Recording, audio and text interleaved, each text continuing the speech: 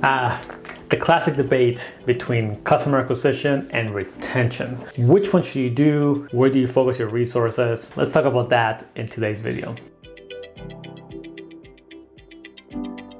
Hi there, my name is Ruben and I'm a data strategist and professional treasure hunter helping companies find those hidden insights within their data. I've done those with many companies, and one of the key things that comes up often is acquisition versus retention. Now, I get brought in quite a bit by marketing teams. So naturally, we're working on acquisition for the most part, but it's impossible to ignore the role that retention plays even on acquisition. So let me give you a few ideas on how to think about it. What are some of the pitfalls that companies are running into and how to get around them?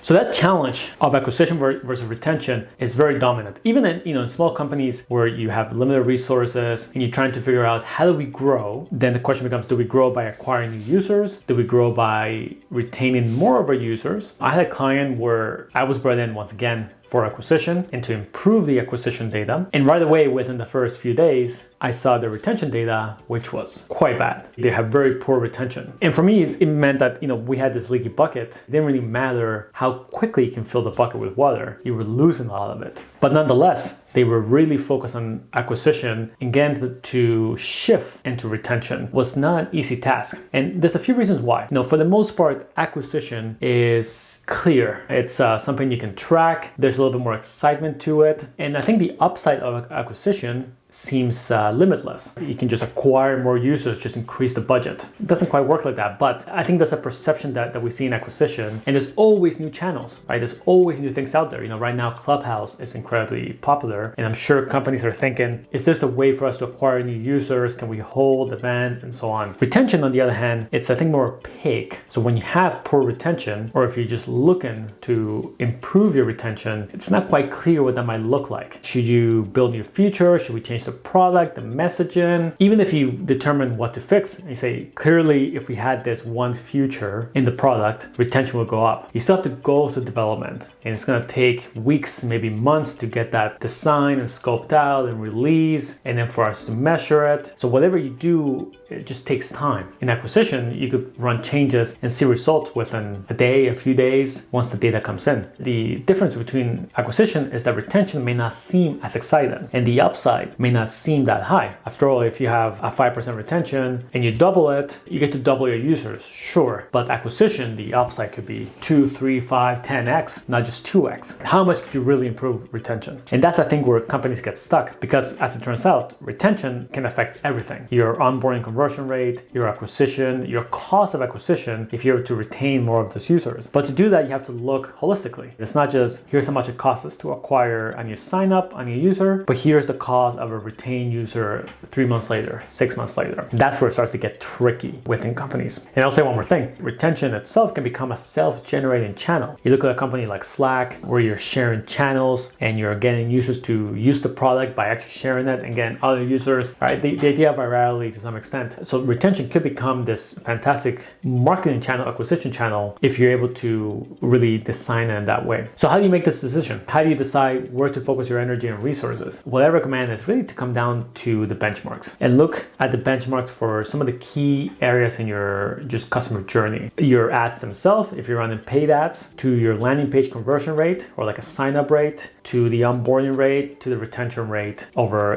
day 1, day 7, 1 month, 3 months, 6 months, whatever your business is. And you want to see how you compare to the industry average. Now, you can always do better than the average, I grant that. And a lot of companies tend to have higher than average conversion rates, or just rates in general. But by looking at the benchmarks, you can see where the areas of biggest opportunity. And just like that one client I mentioned at the beginning, their benchmarks for paid ads were actually quite good. They were quite around the average, but the retention were not. So they were trying to improve one area beyond the average, while they had this other area that was significantly off from the average. So look at the benchmarks. That will tell you a good idea of where to focus. Maybe retention is average and you can actually focus on just bringing new users, but you may find that there's clear areas that stand out that could be improved, even if it's tricky. And that's all I have for today. Make sure to subscribe, like, share the video. You're also gonna see a few links in the video description, and one of them will be my book. So you can see now the Data Mirage. It is out. I really like this cover actually, and it looks great in person. And you can buy this anywhere where you can buy books. Amazon, Barnes & Noble's, Chapters, BAM, you'll find it there. So if you enjoyed any of this content or any previous content, I appreciate if you go out and buy a copy, whether it's a digital or a physical version. You're also going to see links for my weekly newsletter, The Growth Needle, and my Twitter.